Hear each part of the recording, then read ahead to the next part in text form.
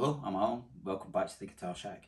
So today I'm going to talk to you again about Telecasters, and the good news is that today I'm not talking about any black ones, although I have actually just bought another black one which will be winging its way to me shortly. So I may be talking about black ones again in the future. But I've got a few Tele projects on the go at the moment. So the first one is this part loaded body.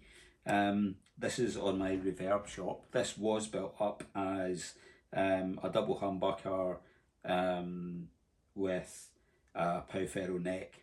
And I've had it for a couple of years. I built up. It's a nice guitar, but I wasn't using it. And having looked at the sold prices for HH Telecasters, there's no way I could justify selling it as a parts caster. So I'm using some components out of it in other projects. But this is a really nice black, genuine Fender blacktop Telecaster HH.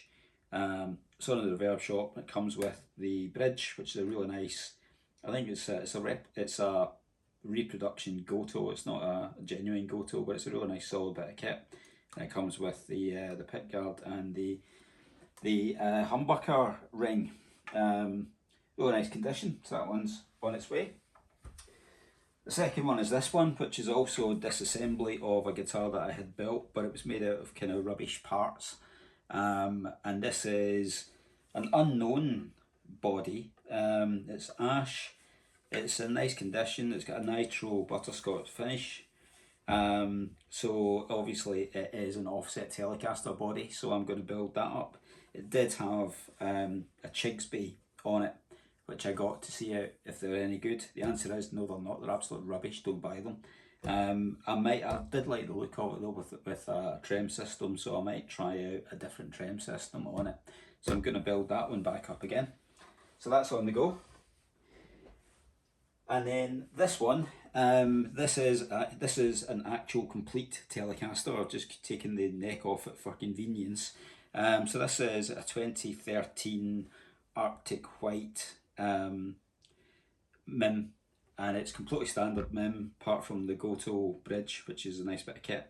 It's got the original pickups, the original wiring, and it's in really good condition apart from the fact that it had a bunch of chips around the edge of the body. So I'm not really experienced in doing a lot with bodies, so I thought I would challenge myself to see whether I can improve it by drop filling it and then wet sanding it and then polishing it up. So that's in progress at the moment. I'm building it up slowly, layer by layer in the chips, and it does seem to be making it nicer. Now it's a 11-year-old body, so actually it's aged slightly, so the drop filled colour won't actually match completely. But I think that's fine because you'll be able to see that there is a slight colour discoloration without it looking as if I'm trying too hard to hide it. But it'll still be a nice, neat Telecaster.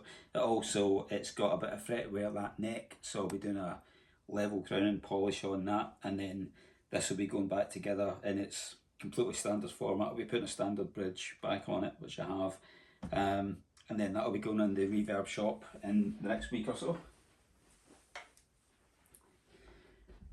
But the main thing I'm going to talk about today is this, which is a 2019 Butterscotch Blonde Player Telecaster.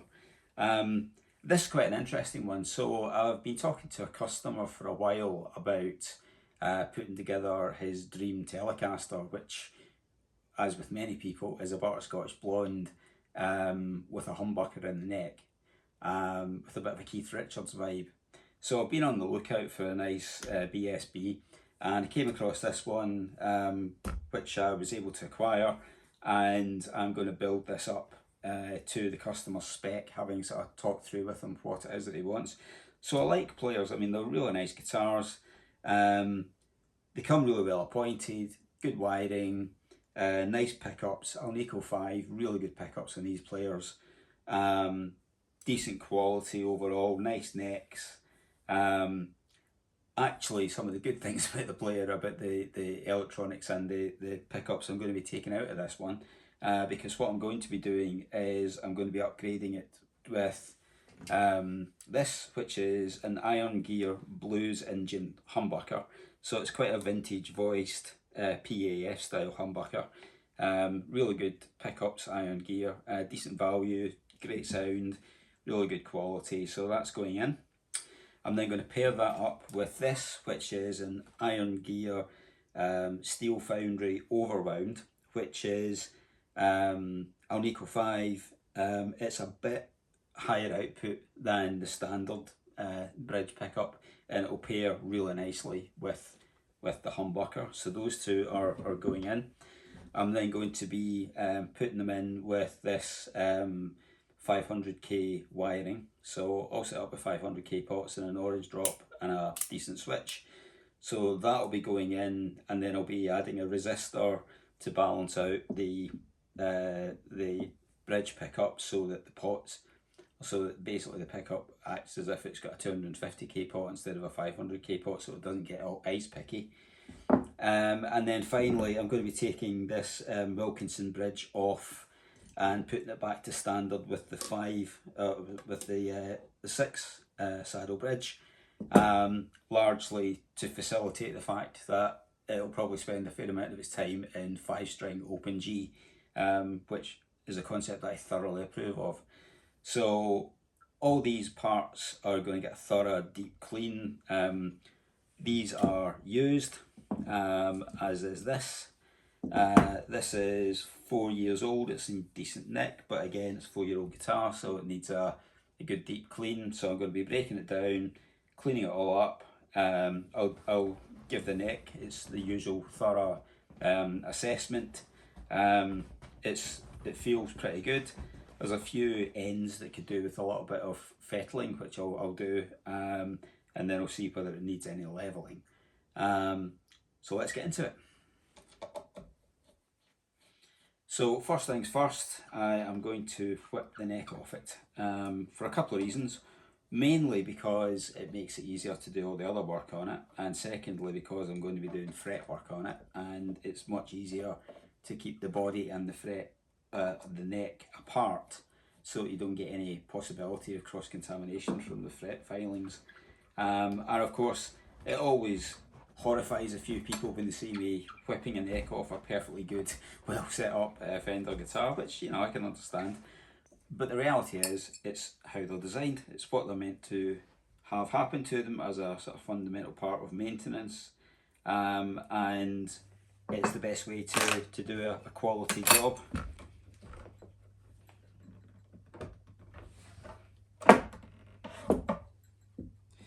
Key thing about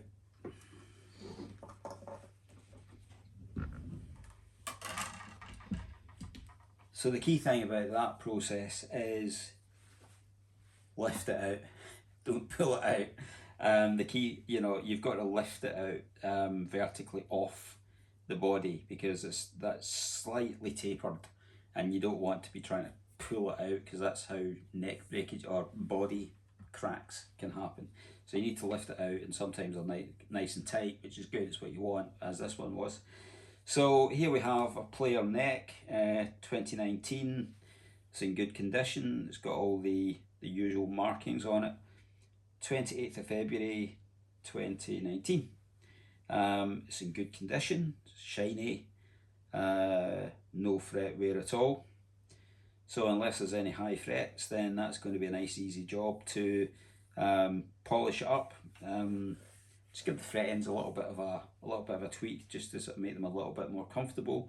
They look nice. They bevel them at the factory, and that gives you a nice sort of clean look. But what it doesn't do is give you that nicer feel when you're actually playing it. So I like to just sort of wear them in a little bit with just file the ends a tiny little bit and then smooth them over, so it's more comfortable.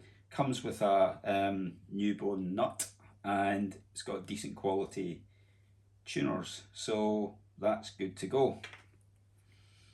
Adding it to my pile of Telecaster parts. So as you can see, I've already had the pick guard off it, actually because it came with a clear pick guard, which was a slightly odd design choice by a previous owner. So I have this black one, which won't be going with it because I'm not using these pickups. but I'll be using a black humbucker sized one. And then in the guitar itself, so we've got the usual Mexican hole for arguably for the CNC routing, arguably just for identification. Who knows? It's one of those debates. So I'll be whipping this all off. As always, players have got a bit of shielding paint in them already, which is good. It's got the markings in the neck pocket that you need to look for, and it's got the barcode in the body itself, which you need to look for. I mean, this is a genuine Fender guitar. I know that because I've just taken it apart, but it's always good to just check. That's how I always check bodies to make sure that they are what they say they are if I buy them as separate parts. So I'm going to whip this all apart and then we'll get into it a bit more.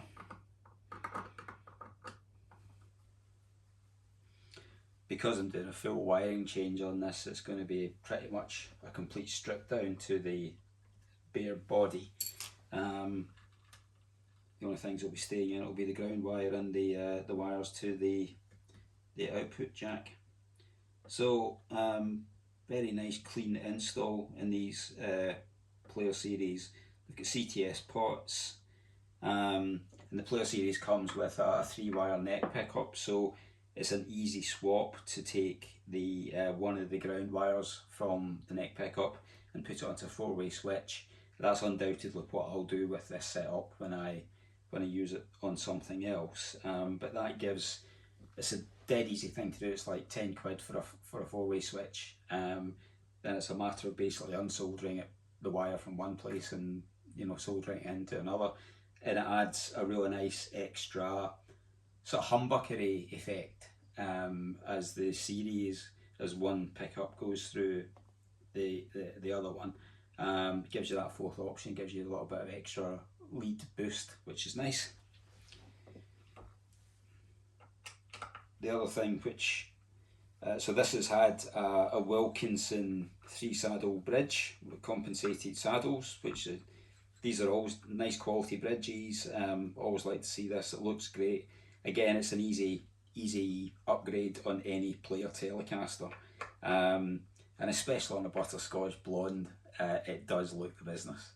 Unfortunately, it's absolutely no use for 5-string Keef style stuff, because you end up with one of the 2-string saddles only having 1 string on it, and it gets pulled out of alignment all the time, and it becomes a bit messy. But yeah, they're nice, well built, good quality guitars. The Player Series, they're definitely good value for money, and the prices they range from entirely reasonable for what is in many cases a 5-6-year-old guitar now, to some people thinking they can charge close to the new price. And the truth is that you get some crazy amounts of money being asked for them on the usual sites, but they're good value. You do get a nice quality. So that's the bridge off, so that'll go in the spares box.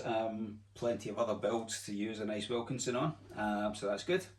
So we've got the standard 5-6 saddle going back on. This is the one that it came with, which is good.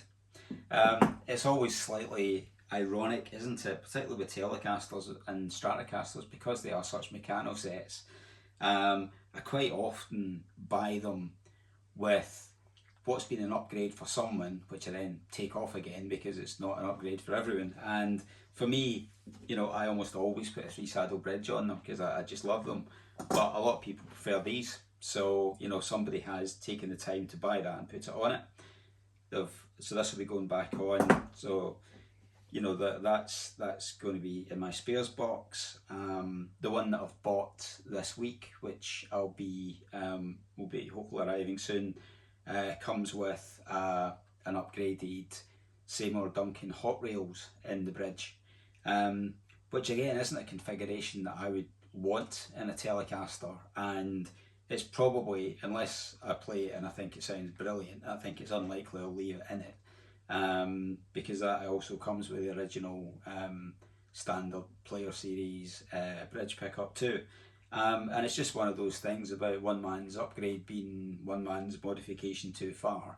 And I think a lot of Telecasters go through their lives being swapped about and chopped and changed.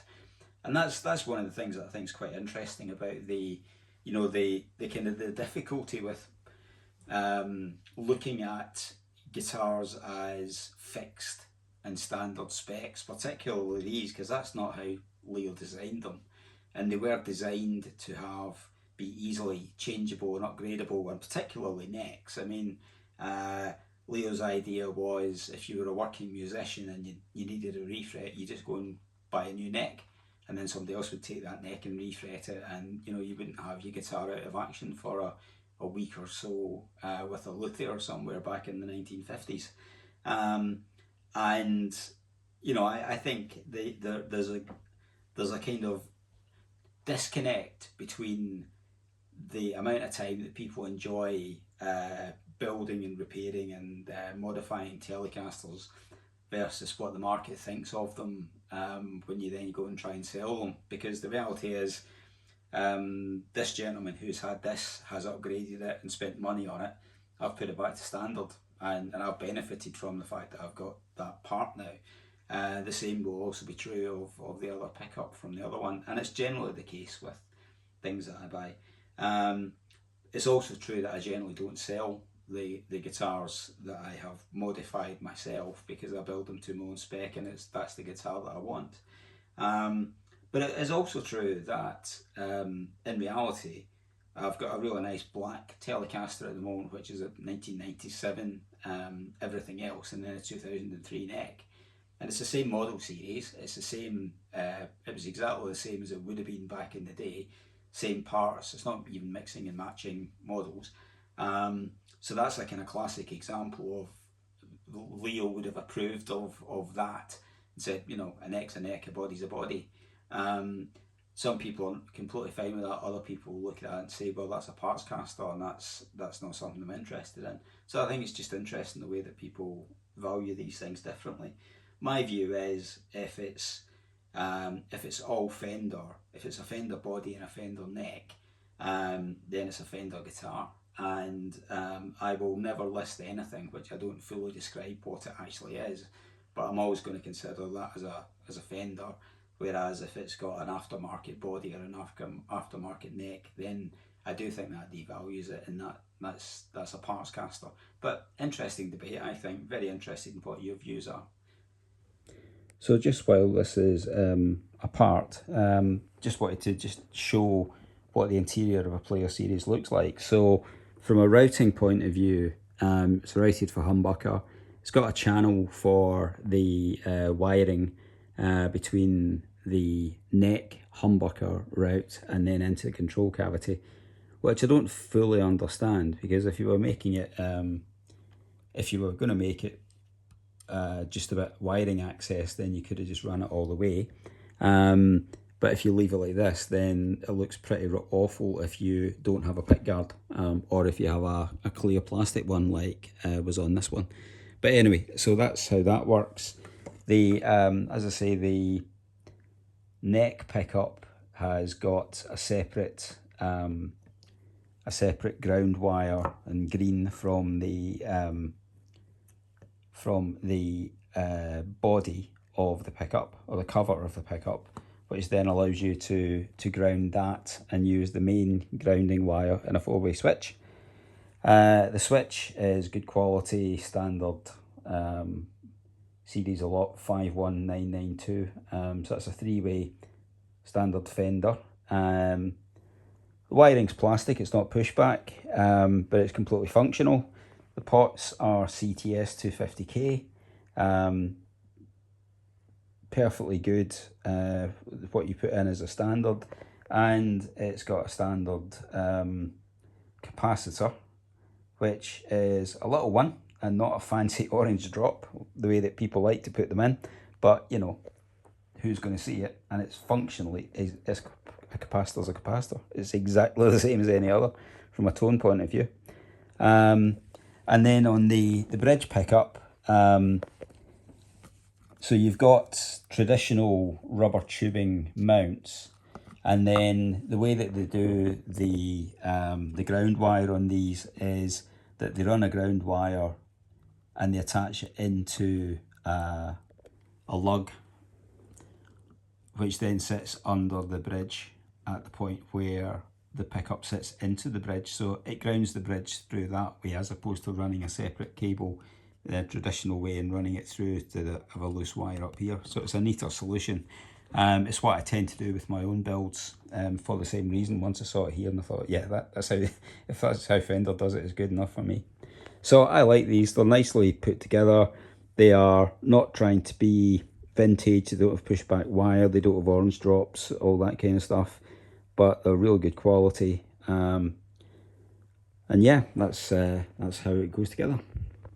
So here's all the components broken down and ready for the deep clean. So neck, body's stripped down. We've just got the ground wires and the input or the output wiring.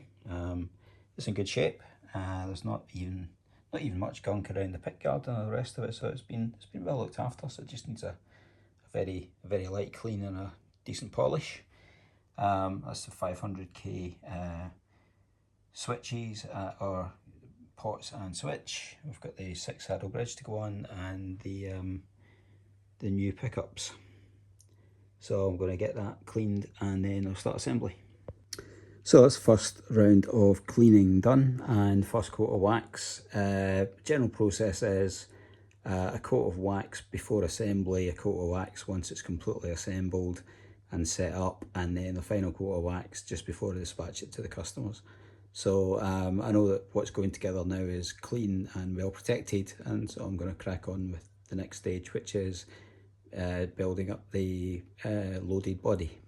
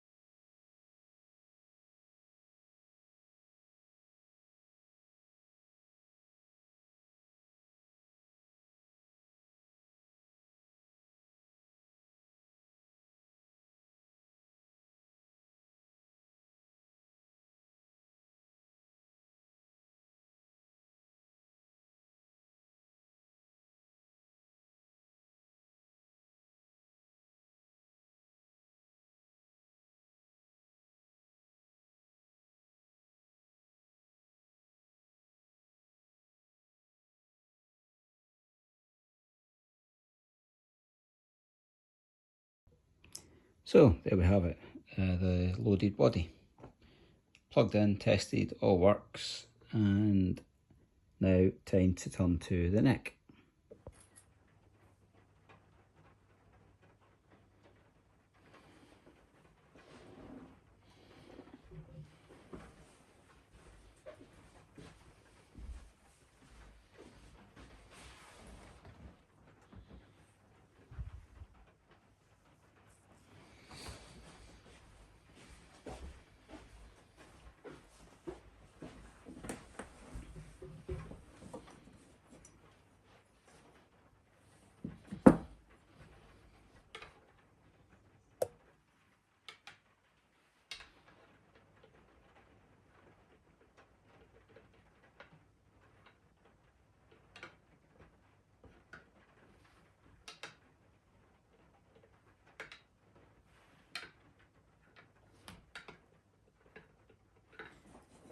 So I've been over it with my trusty fret rocker, and it's pretty good, but I've got 1, 2, 3, 4, 5 areas that rock. So I've got just very slightly high frets. They're not bad at all, but on the basis that I'm going to be doing the fret ends anyway, and I like to get it perfect, then I'm going to give it a very light level, and then I'll crown it and polish it up. So I'm not going to walk you through that entire process. There's plenty of other videos that show the detailed version of it, but we'll give you some edited highlights as I go, and we'll get this neck perfect and then get it all back together.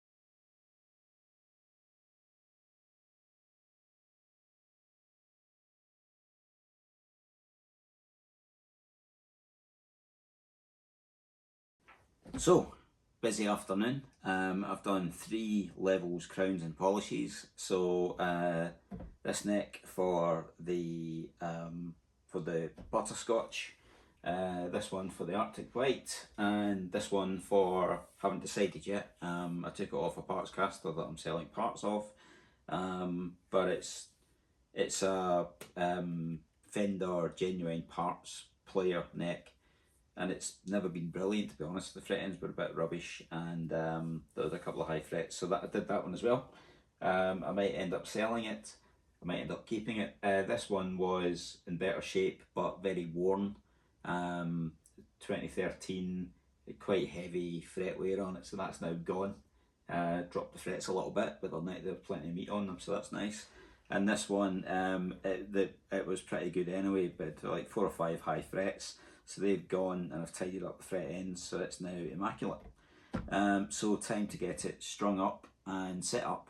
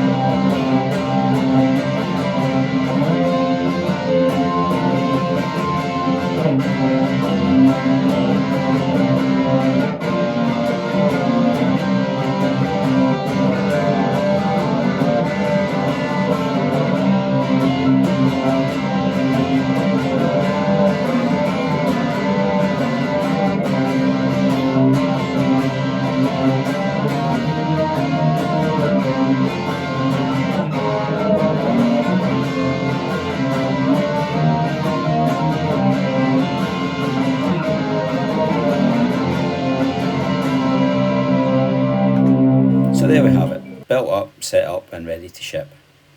So it's been an interesting project, this one. I mean, on one hand you could say it's just a pickup swap on a player series, and to a degree that's true, But I think what it has done is taken what is a nice guitar anyway, straight out of the factory and straight off the internet, like most of them are.